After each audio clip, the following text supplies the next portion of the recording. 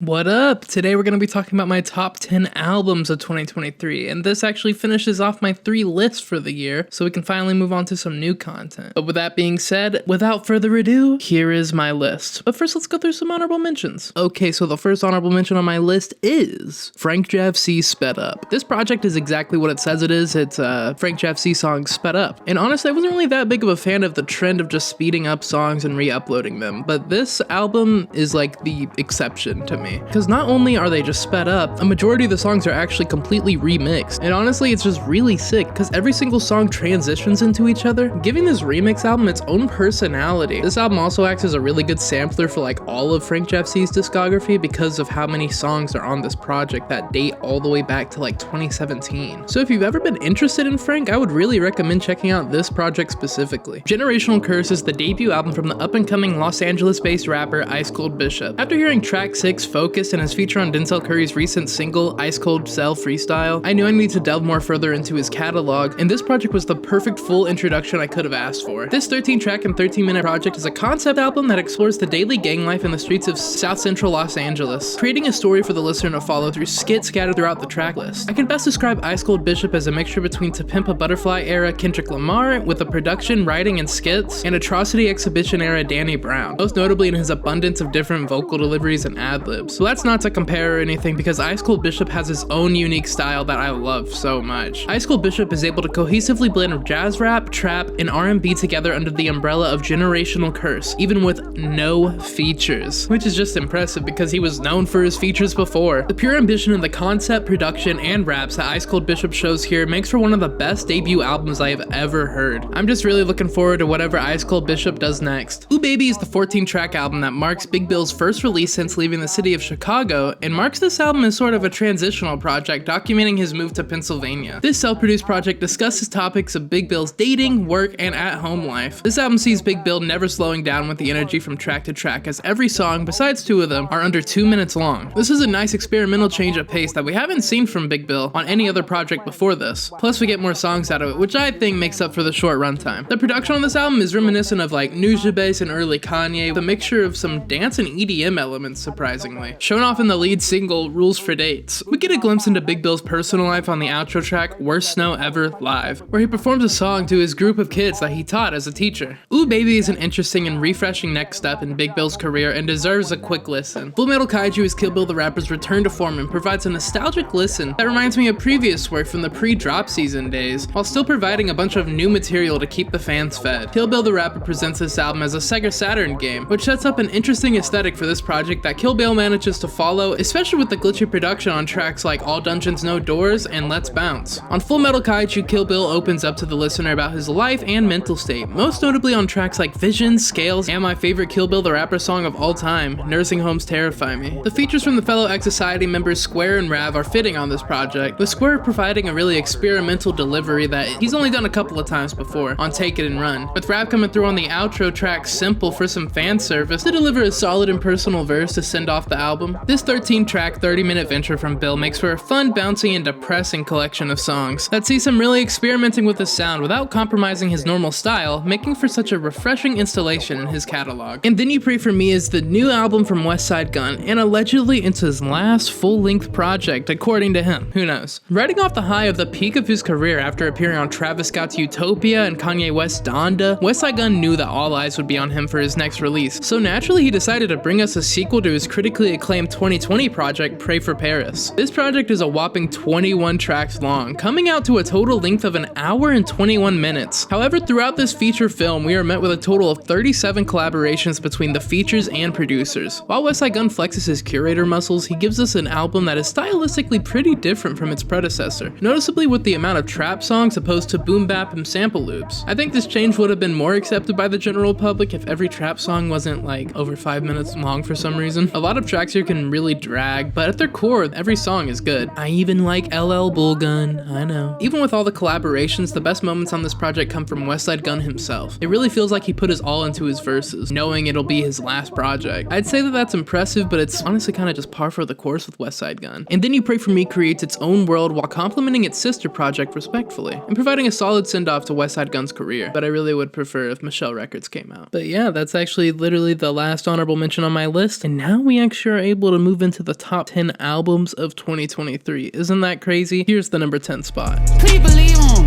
Lucid dreamer, push up through your hood like Justin Bieber. Red hair like a Reba. Microphone Fiend is the 7th album from Detroit-based artist ZelooperZ. Throughout the 16 tracks of Microphone Fiend, you're met with one of the most distinct sounds in all of hip-hop. ZelooperZ bounces over the various productions, shifting from trap, sample loops, and R&B, sometimes combining all three together, with ZelooperZ's versatility in his vocal deliveries and flows. Throughout the 35-minute runtime, we are met with features from 454, Young Coco, and Jesse Robbie. I was really surprised not to see any other members of Bruiser Brigade showing up on this track list, but I guess ZelooperZ has always been in his own lane, so I'm not really surprised he made a whole project separate from the group. My favorite thing about this album is how it feels like ZelooperZ is just making whatever idea comes to his mind, throwing whatever he likes at the wall, all while being able to make everything cohesive in the pool of organized chaos that is Microphone Fiend. Microphone Fiend builds perfectly upon ZelooperZ's last release, Van Gogh's Left Ear, shifting his sound enough to not divert any old listeners, while expanding his fan base. But next up on the top 10, at the number 9 spot, we got Shoot it from the logo, flexing in my low coat.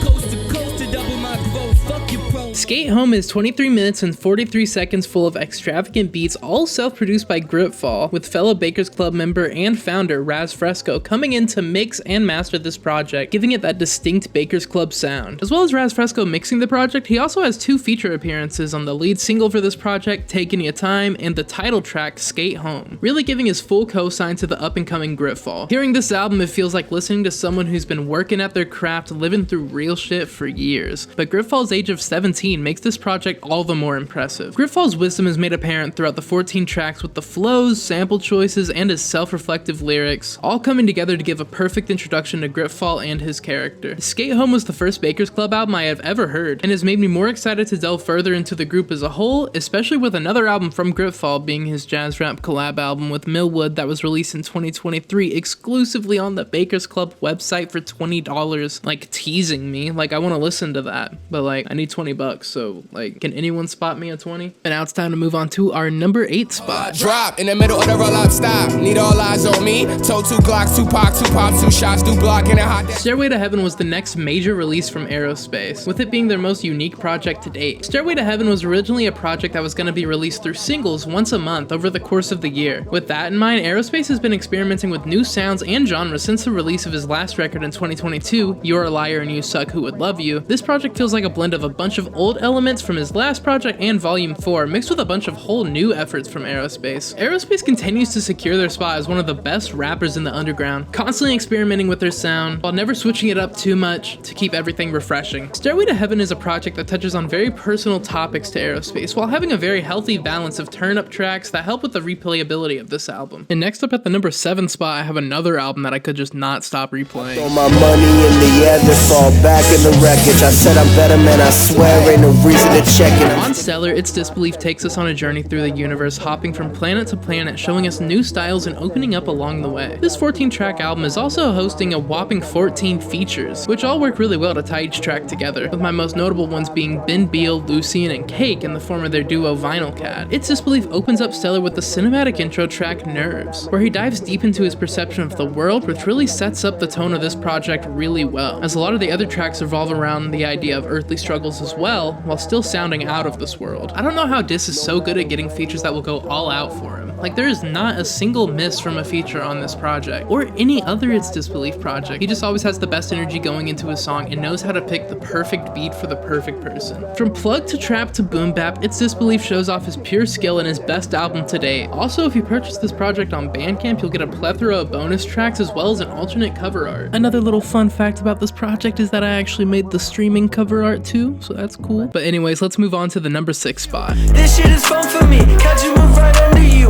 You in my city, homie. Pull my fucking land.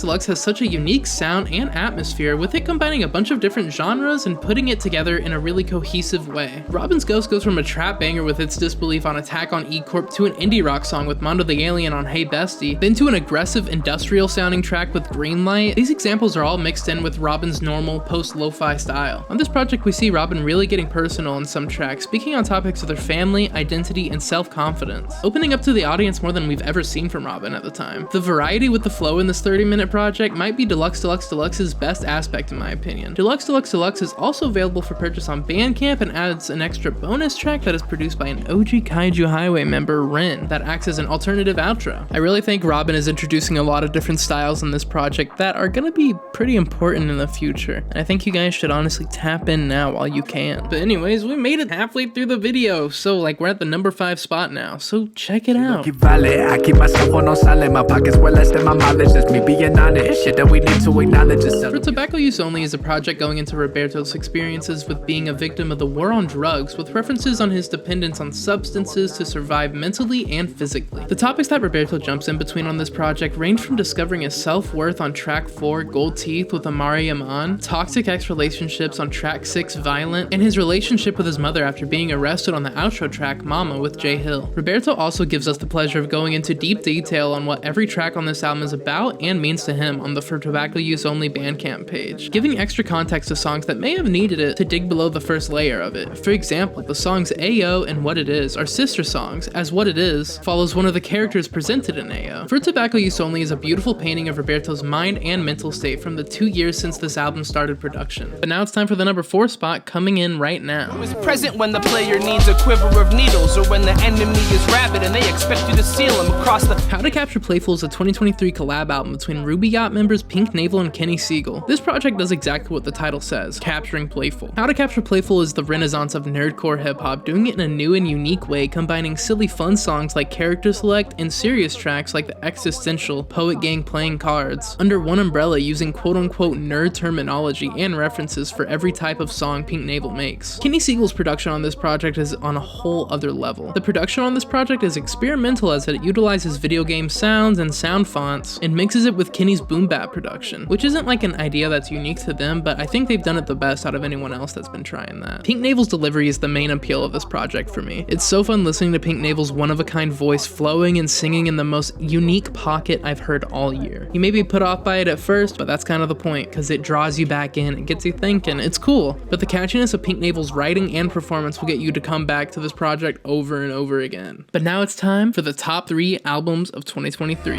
60 days. 60 days.